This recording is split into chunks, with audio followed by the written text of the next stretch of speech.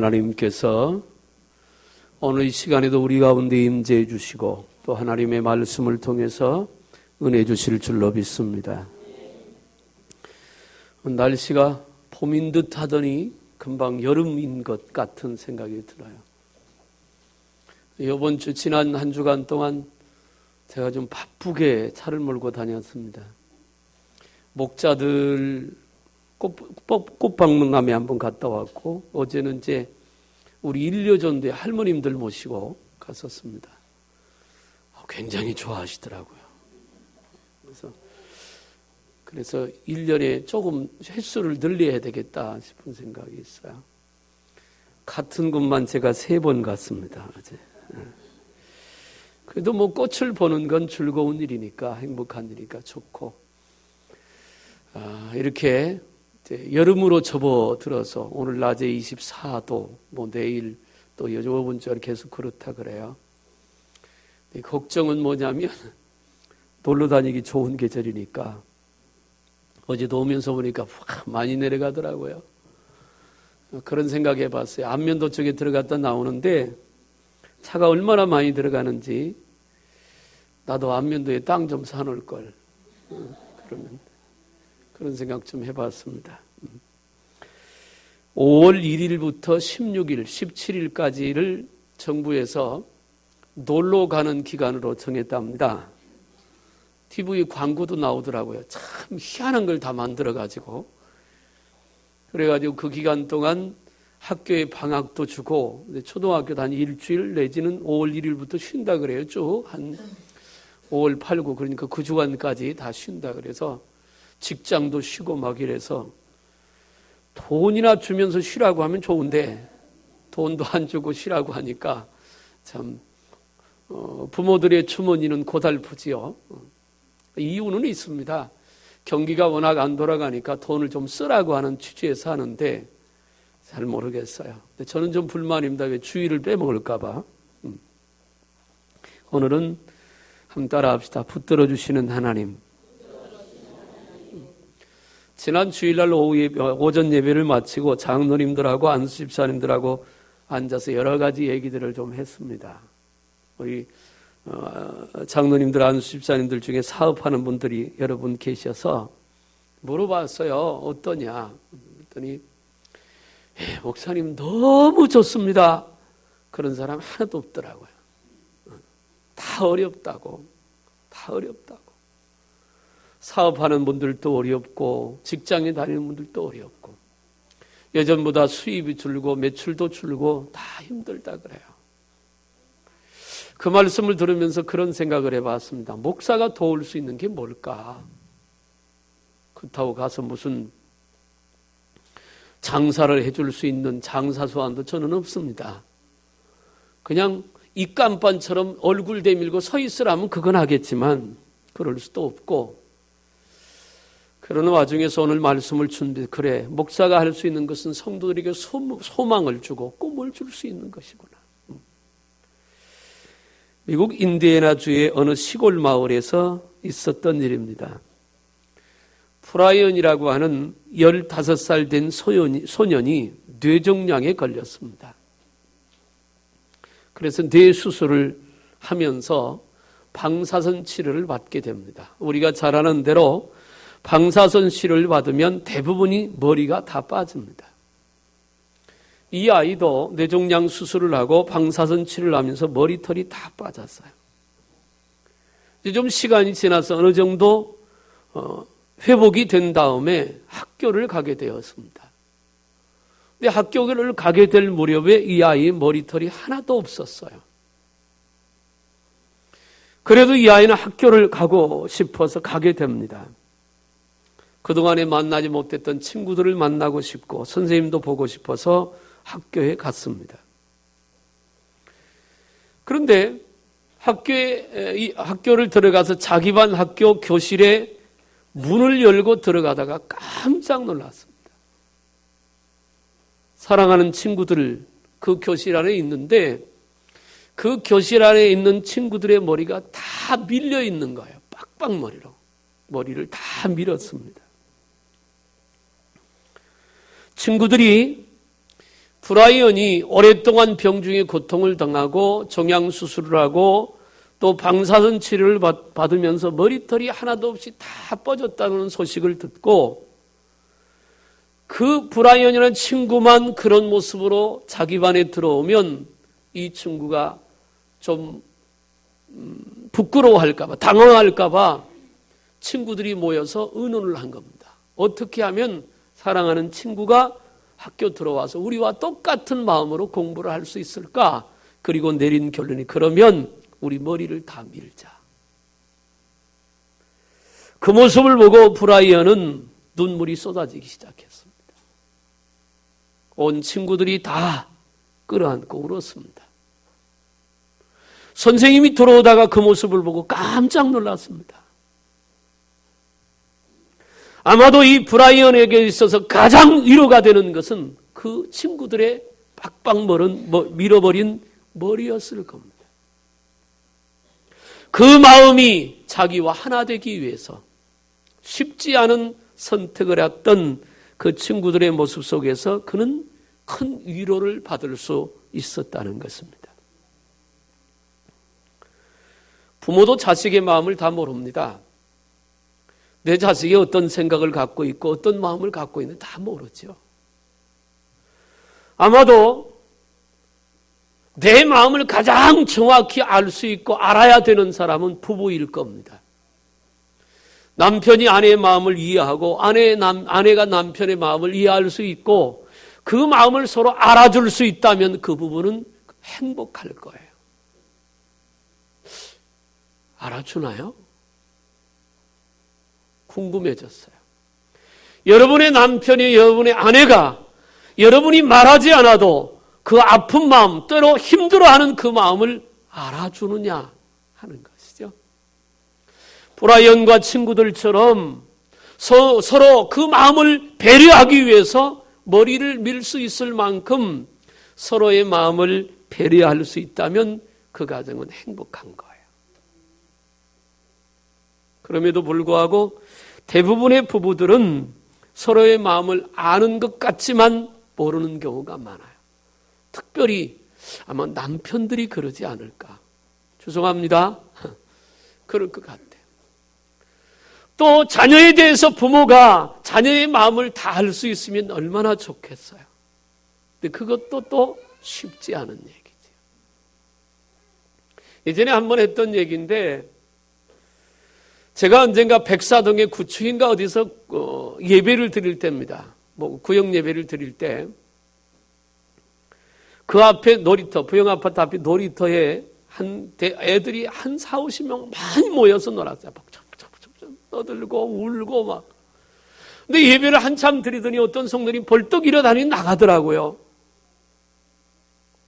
왜 나가는가? 예배 도중에 속으로 그랬어요. 설교를 중단하고. 한참 있더니 울고 있는 자기 아들을 품에 안고 올라왔습니다. 그 아이가 아마 4살, 5살, 5살 정도 먹었을 것 같아요. 하도 신기해가지고, 왜냐하면 예배 드리는데 밖에서 아이들 울고 떠드는 소리가 들려요. 그 아이들이 그 놀이터에 한 50명 정도는 있었으니까 팍팍하게 놀았으니까 좋은 날이었어요. 예배 드리다가 자기 아들의 목소리를 엄마가 어떻게 들었을까? 궁금했어요. 왜? 나는 엄마가 아니고 아빠니까. 어떻게 그 많은 아이들의 울음소리 중에서 자기 아이의 울음소리를 듣고 쫓아내려가서 그 아이를 끌어안고 왔을까? 제가 내린 결론은 그게 엄마의 사랑이구나. 그게 엄마의 사랑이구나. 예배는 드리고 있지만 비록 아이와 떨어져 있지만 아이는 놀이터에 놀지만 그 아이에 대한 관심이 예배를 드리면서도 있었구나. 예배 시간에 설교 안 듣고 왜 거기에 관심 가져? 그런 생각은 하나도 없었고 아이를 향한 엄마의 사랑이 그것이 아니겠는가.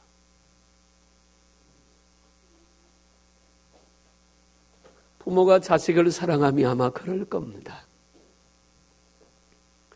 근데 하나님께서 우리를 사랑함이 어떠냐? 그 자식이 부모가 자식을 사랑함보다 더하시다고 성경은 말해요.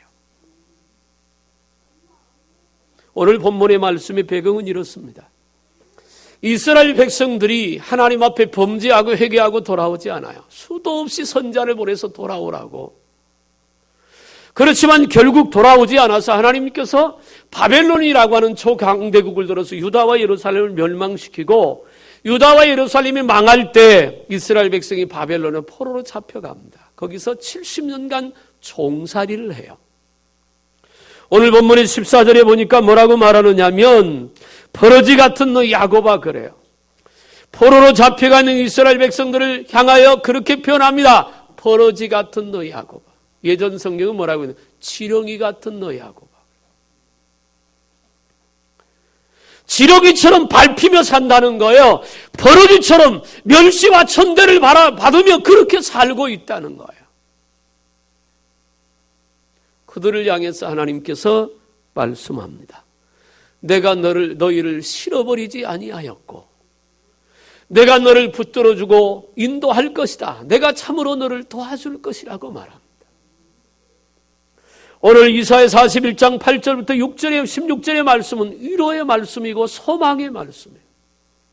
나는 이 말씀을 통해서 저와 여러분들이 위로를 얻고 소망을 갖기를 주님의 이름으로 축복합니다. 제가 이제 매일 신문을 2개 봅니다. 하나는 동아일보를 보고 하나는 국민일보를 봐요. 왜 신문을 보느냐면 알아야 되니까. 제가 TV를 가끔 보는 것 중에 하나가 뉴스에 가장 관심이 많습니다. 지난 주간의 신문에 제가 느꼈던 것이 이제 나오더라고요. 무슨 얘기냐면 자영업자들이 문 닫는 사람들이 자영업을 그만두고 실업자 되는 사람이 많다는 얘기가 벌써 오래전 얘기잖아요. 온양시내만 나가도 장사가 잘 되던 그 식당들이 문 닫은 것이 너무 많아요. 어렵지요, 지금 살기가. 백성들은 국민들 물러가라고 데모하고 있고, 국무총리가 내목을 받아먹고, 어떤 사이트 보니까요, 요번에 성완종 씨가 죽으면서 썼던 이름 있잖아요. 이름 8명을 분석해서 놨어요. 뭘 분석해요? 종교 성향. 종교. 어느 종교냐? 기독교인이 둘, 천주교인이 셋, 불교인이 둘, 그 다음에 알 수 없다 하나. 근데 맨날 욕먹는 게 기독교인지 몰라요. 그러니까 가서 얘기하고 싶어요. 아니 거기 예수 믿는 사람 2사람 있고 불교 2 있고 천주교 3명이 있다고. 그러니까 나눠서 욕하라고 그러고 싶어요. 참 어려운 시대예요.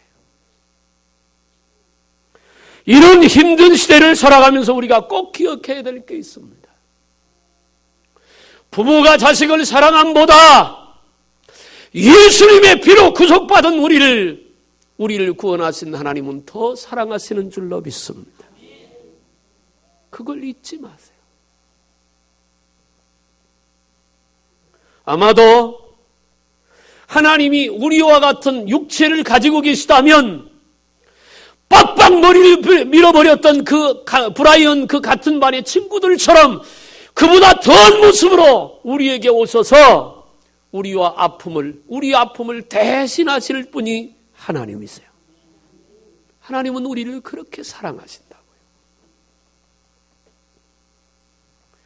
어쩔 수 없이 회개하고 돌아오지 않으니까 하나님께서 유다와 예루살렘을 심판했지만 그래서 지렁이처럼 밟히고 버러지처럼 버림받아 멸시와 천대를 받고 사는 불쌍한 이스라엘 백성들이지만 그렇지만 하나님은 그러면서도 그들을 포기하지 않는다고. 믿음으로 인내하며 그 때를 기다리면 그때 다시 너희를 이끌어 줄 것이라고 하나님은 오늘 본문에서 약속하고 계시는 거예요.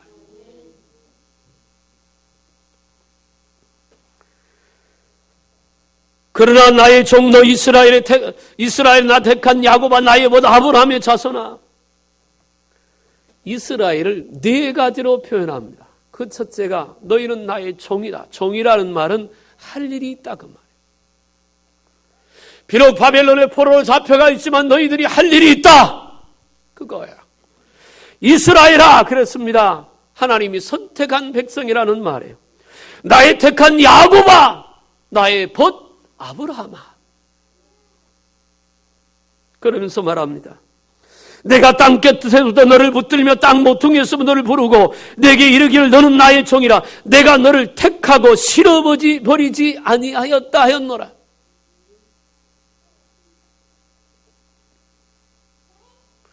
여러분, 하나님이 여러분을 좋아하실까요? 아멘이 크게 나올 줄 알았는데 그게 영적 자존감입니다. 아마 대답이 잘 안 나온 분은 그렇게 생각할 거예요. 내가 잘 못 믿어서. 지난 주간도 그놈은 성질 안 부리려고 했는데 성질을 부려서. 그런데요, 하나님이 우리의 잘잘못 때문에 우리를 좋아하시고 사랑하시고를 따진다면 사랑받을 사람은 아무도 없습니다. 여러분 말씀드렸어요. 하나님은 우리의 모자람도 아시고 부족함도 아시고 연약함도 아시고 실수함도 아시고 때로는 넘어짐도 아십니다. 아세요. 이 땅에 완벽한 사람도 없었고 앞으로도 완벽할 사람 없어요. 다 쓰러지고 넘어집니다. 사도 바울과 같이 위대한 하나님의 종도 그가 쓰던 손수건 갖다 환자 위에 누워있는 사람 앞에 얹어놓으면 병이 낫고 지나갈 때 그림자만 닿아도 누웠던 사람이 일어나는 그런 기적을 행했던 하나님의 종 사도 바울도 그 아픈 마음을 안고 고백하잖아요. 오라 나는 곤고한 사람이로다. 이 사망의 몸에서 누가 나를 건져낼꼬. 내가 원하는 바 선은 행치 않고 내가 원하지 않는 바 악만 행하는도다. 바울의 고백이지만 그 모습이 우리의 모습이에요. 은혜를 받고 믿음으로 살겠다고 다짐하고 결심하고 또 결심하고 다짐해도 여전히 삶을 돌아보면 예전과 별반 다를 게 없이 살아가는 것이 우리의 모습이에요. 그러니까 하나님이 나와 여러분들을 사랑하시는 것은 조건에 의해서 사랑하는 게 아니에요. 그냥 사랑하시는 거예요. 있는 그 모습 그대로, 모자란 모습 그대로, 연약한 모습 그대로를 보시고 주님은 우리를 사랑하세요. 그래서 그 사랑은 긍휼이 포함된 사랑이라고. 하나님이 법대로 하시면 여기 눈 뜨고 있을 사람 하나도 없습니다. 다 죽었어요. 법대로 하시면. 그런데 법대로 하시기 위해서 예수님을 십자가에 죽으셨고 법보다 사랑으로 우리에게 다가오셨으니까 오늘 또 우리가 하나님 앞에 서서 예배하고 있는 줄로 믿습니다. 너를 택하고 실어버리지 아니하였다. 지금 이스라엘 백성 포로로 잡혀가 있는 버러지처럼 멸시와 천대를 받고 지렁이처럼 밟힘받은 그들을 향해서 말합니다. 내가 너희를 실어버리지 아니하였다. 괜찮다는 거예요. 신명기 4장 31절에 내 하나님 여호와는 자비하신 하나님이시라. 그가 너를 버리지 아니하시며 너를 멸하지 아니하시며 내 열조에게 맹세하신 언약을 잊지 아니하시리라. 할렐루야. 아무리 힘들고 어려워도 나를 사랑하시는 주님을 잊지 않길 바랍니다. 주님은 우리를 사랑하세요. 있는 그 모습 그대로 사랑하세요. 너 회개하고 돌아오면 내가 사랑할게 아니에요. 그냥 그대로 사랑하세요. 그 사랑을 깨닫고 하나님 앞에 서면 회개가 이루어지는 겁니다.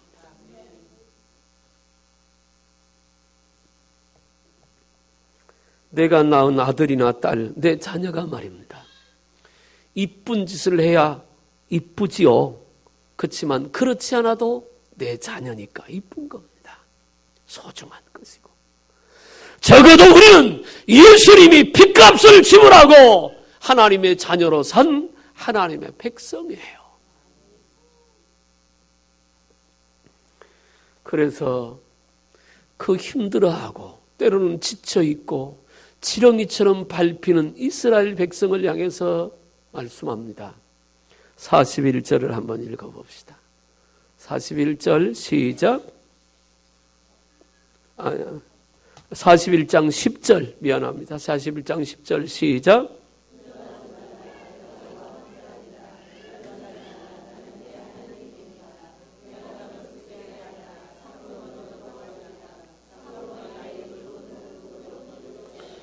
아멘. 할렐루야. 주님이 하시는 말씀입니다. 너 힘들지? 내가 너 도와줄게. 너 어렵지? 내가 너 인도해 줄게. 지쳐서 새 힘 줄게. 두려워 말라. 내가 너와 함께함이라. 놀라지 말라. 나는 내 하나님이 됨이니라. 내가 너를 굳세게 하리라. 참으로 너를 도와주리라. 참으로 나의 의로운 오른손으로 너를 붙들리라.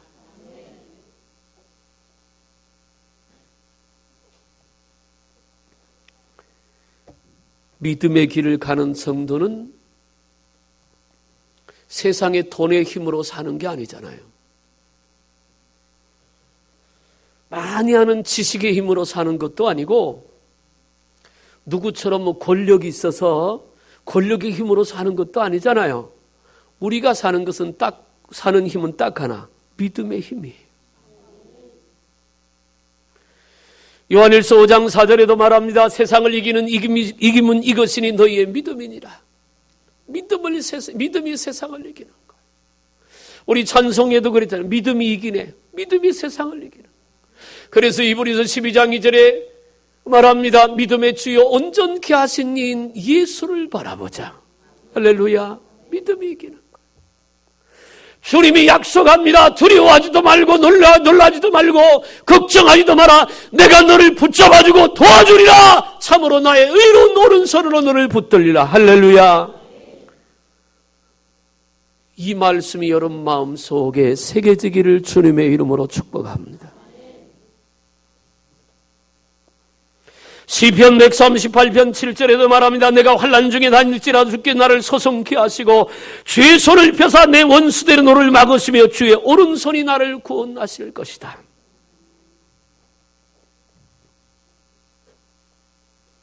하나님이 붙잡아주면 누구도 우리를 건들 수도 없습니다. 갈대아 우르를 떠나서 가나안 땅에 들어온 아브라함을 향해서 하나님께서 약속의 말씀을 주면서 창세기 12장 3절에 이렇게 말해요. 너를 축복하는 자를 내가 축복하고 너를 저주하는 자를 내가 저주할 것이다. 아브라함을 도와주거나 아브라함을 축복하면 하나님이 그 사람도 덤으로 복을 주겠다는 거예요. 그런데 아브라함, 하나님이 불러내서 믿음의 길을 가는 아브라함을 괴롭히거나 아브라함을 힘들게 하면 하나님이 갚아주실 것이다. 여러분, 누가 믿음의 길을 가는데 여러분이 힘들게 하면 복받을 기회라고 생각하세요. 하나님이 여러분 지켜주실 겁니다. 하나님이 막아주실 거예요. 이사야 43장 2절에서 말합니다. 내가 물 가운데로 지날 때 물이 너를 침몰치 못하게 할 것이고 불 가운데로 지날 때 불이 너를 사르지 못하게 할 것이라. 사람의 약속이 아니라 하나님의 약속입니다. 당신의 이름을 걸고. 그래서 우리는 힘을 낼 수 있는 거예요. 하나님의 때가 옵니다. 문제가 해결될 그때, 하나님이 역사할 그때, 하나님께서 일으켜 주실 그때가 우리의 오는 거예요. 그때가 준비되어 있으니까 그때가 올 때까지 우리 믿음을 갖고 주님 앞에 서야 할 줄로 믿습니다. 하나님께서 내가 너를 택하고 실어버리지 아니했다. 비록 하나님의 징계를 받아 바벨론의 포로로 가 있지만 그래도 내가 너를 싫어하지 않는다.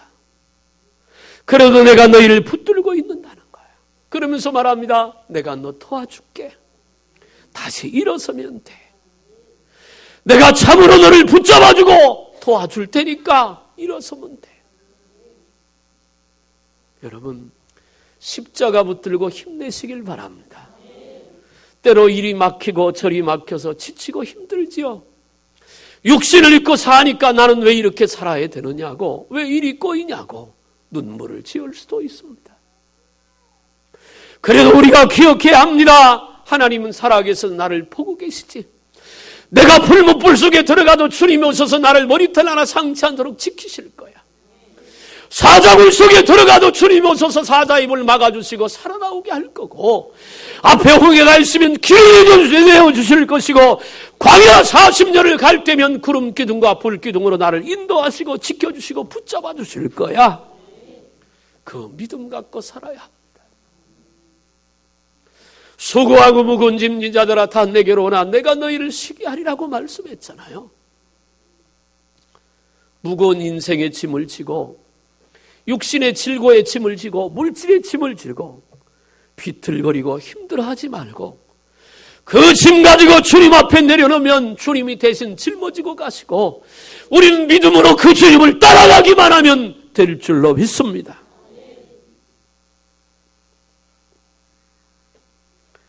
주님이 말합니다. 내가 너를 택하고 실어버리지 아니했다. 그래서 지금은 어렵지만 지렁이처럼 밟히지만 벌레처럼 멸시받을지 모르지만 내가 다시 너희를 이끌어 줄 거야. 일으켜 줄 거야. 붙잡아 줄 거야. 그런데 하나님께서 거기서 끝나지 않고 또 한 가지를 말씀합니다. 11절부터 보면 보라 내가 노하던 자들이 수치와 욕을 당할 것이요 너와 다투는 자들이 아무것도 아닌 것 같이 될 것이요 멸망할 것이라 내가 찾아도 너와 싸우던 자들을 만나지 못할 것이 너를 치는 자들은 아무것도 아닌 것 같이 허무한 것 같이 되리니 이는 나 여호와 너희 하나님이 내 오른손을 붙들고 내게 이르기를 두려워 말라 내가 너를 도우리라 할 것입니다. 뭐라고 말해요? 너를 괴롭히는 자들 찾아도 만나지 못할 거야. 너를 힘들게 하는 자들을 내가 다 물리쳐 줄 거야. 결국 이 말은 승리하게 하실 것이라고 하는 거예요. 나 여호와 너의 하나님이 내 오른손을 붙들고 내가 너를 도와주어서 그들에게서 내가 건져줄 거야.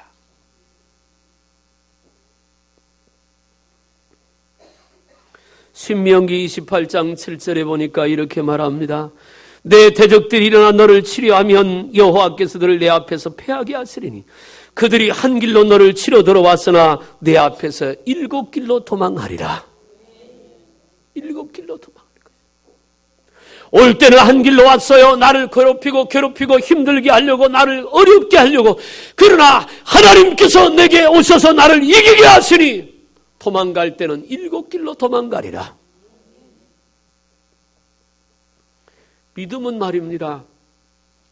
내 형편대로 믿는 게 믿음이 아닙니다. 내 조건 따라 예수 믿는 게 믿음은 아니에요. 그건 믿음이 아닙니다. 믿음은요, 내 형편과 내 조건과 내 생각과 관계없이 하나님의 말씀을 붙들고 말씀에 순종하는 것이 진정한 믿음인 줄로 믿습니다. 지키라면 지키는 거예요. 기도하라면 기도하면 되는 거고 용서하라면 용서하면 되는 거예요. 십자가 지고 나를 따라오라면 그렇게 하면 되는 겁니다. 사람들은 말하잖아요. 내가 어려우니까 이렇게 한다고. 그건 자기 생각이지.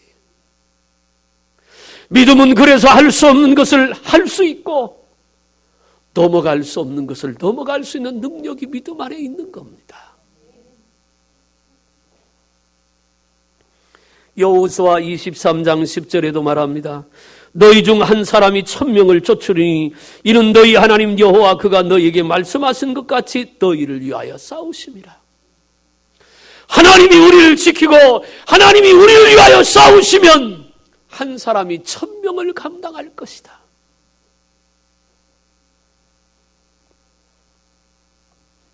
항상 우리는 뭘 생각할 때 내가 가지고 있는 능력을 생각합니다. 어쩌면 당연한 거예요. 내가 이걸 할 수 있을까? 그래서 가능성이 있으면 한번 도전해 보잖아요. 물론 어떤 사람은 너무 무지막지한 사람도 있습니다. 그러나 예수 믿는 우리에게는 내 능력보다 중요한 것이 내 안에 주님이 계시냐 하는 것이고 내가 그 주님의 인도를 받느냐 하는 거예요. 주님이 내 안에 계시고 내가 주님의 인도를 받으면 내 능력과 재능과 관계없이 우리 하나님께서 일하시고 역사하실 줄로 믿습니다. 그래서 예레미야 33장 2절부터 뭐라고 하느냐면 일을 행하는 여호와 그것을 지어 성취하는 여호와가 이제 말씀하시느니라. 2절에 그렇게 말해요. 일을 행하는 여호와. 다시 말하면 하나님이 우리 가운데서 일을 시작하시면 완벽하게 하실 줄로 믿습니다. 그 말씀 속에는 나의 부족이나 모자람에 대해서는 말이 없어요.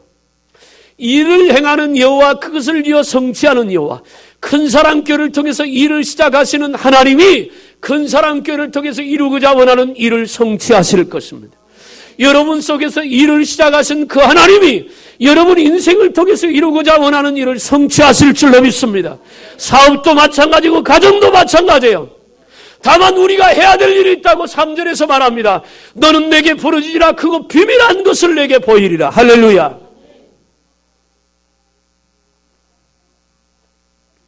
골리앗 증군이라고 하는 말이 있어요. 사울 왕과 이스라엘 백성들이 골리앗의 외형적인 모습만 보고 그 앞에서 벌벌 떠는 거예요. 그 골리앗 증국을 이긴 사람이 다윗이잖아요. 어린 다윗. 물맷돌 하나 들고 골리앗 앞에 섰어요. 다윗은 우리가 너무 잘 아는 얘기, 너무 자주 듣는 얘기예요.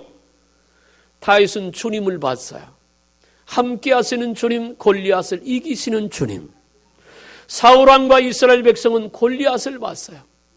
패하는 자기들의 모습을 보는 거예요. 사랑하는 여러분, 하나님이 우리를 승리케 하실 겁니다. 우리를 붙들어서 승리케 하실 거예요. 중요한 것은 흔들림이 없이 오늘 또 내일 또 십자가 붙들고 믿음의 길을 가면 주님이 우리를 붙들고 역사하실 줄로 믿습니다. 어떤 사람이 농부가 산에 갔다가 독수리 새끼를 잡았어요. 이제 막 알에서 깨어난 병아리 같은, 앳된 병아리 같은 독수리 새끼를 잡았어요. 가지고 집에 왔는데 이걸 따로 기를 데가 없어서 닭장에다 넣어가지고 병아리하고 같이 키우는 거예요.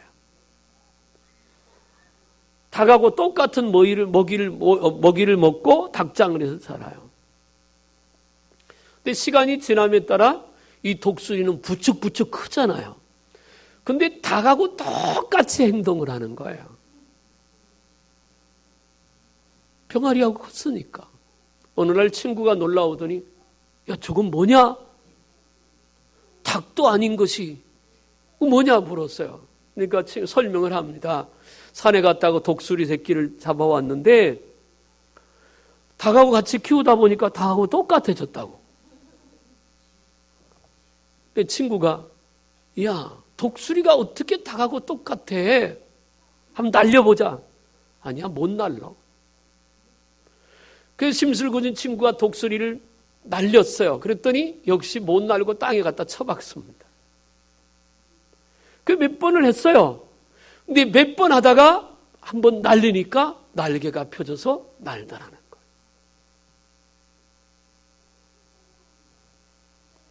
닭하고 똑같이 있으면 닭입니다.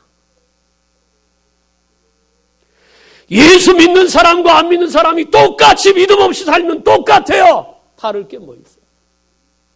이미 우리에게는 예수 그리스도의 대속의 은혜가 있고 하나님의 말씀이 있고 성령으로 역사하시는 주님이 우리 안에 계세요. 닭으로 살지 말고 독수리로 살아야죠. 그럴 수 있잖아요. 주님이 우리를 붙잡아 주신다고 약속하니까 우리를 승리하게 하시겠다고 약속했는데 왜 여전히 패배자처럼 그렇게 살아가느냐는 거예요. 어깨 좀 펴시고 얼굴에 미소를 머금고 오늘 또 나와 이제까지도 함께 하신 그 주님, 지금도 함께 하시고 앞으로도 함께 하실 그 주님 의지하고 믿음으로 당당하시기를 주님의 이름으로 축복합니다.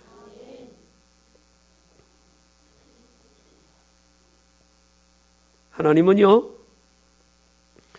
믿음으로 인내하는 사람들에 대해서 절대 그냥 지나치지 아니하십니다. 성경에 기록된 수많은 사람들 중에 가장 비참한 고통을 경험했던 사람 중에 하나가 욥입니다. 욥기서 1장에 보면 욥을 동방의 의인이라 그랬어요. 정말 믿음을 잘 지켰던 사람인데 어느 날 재앙이 와서 욥의 자식들을 다 한꺼번에 몰살시켜요. 도적들이 와서 있는 재산을 다 뺏어갑니다. 거기서 끝나지 않잖아요. 욥에게 질병이 내려와서 온몸에 악창이 나서 도저히 그냥 있을 수가 없으니까 죄를 뒤집어 쓰고 사기로 자기 몸을 득득 긁고 앉았습니다. 누가 봐도 저주받은 인간이에요. 그 모습을 보고 있던 욥의 아내가 욥에게 오더니 뭐라고 하는 거 아니에요? 야, 이래도 네가 하나님 믿을래? 네가 믿는 하나님 저주하고 죽어버리라. 그리고 보따리 싸들고 가버려요. 비참한 인생이잖아요. 믿음을 지켰는데. 그런데 욥기서에 보니까 욥이 뭐라고 고백하는 거 아니 이래요.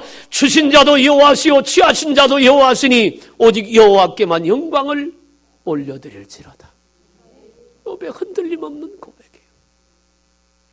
그러자 욥이 그 재앙 속에 있다는 말을 듣고 욥의 세 친구가 욥을 찾아옵니다. 그게 욥기서 3장부터요 40장까지예요. 찾아와서 세 친구가 욥을 계속 공개해. 네가 잘못했으니까 죄를 지었으니까 뭐했으니까 욥이 속에서 화가 나지만 성경은 이렇게 욥이 한마디도 입술로 범죄하지 않았더라. 믿음을 지켰어요. 욥기서 42장에 가보니까 욥에 대해서 이렇게 말합니다. 욥이 그 벗들을 위하여 빌매 여호와께서 욥의 곤경을 돌아보시고 욥에게 그전 소유보다 갑절이나 주셨더라. 믿음의 결국은 승리입니다.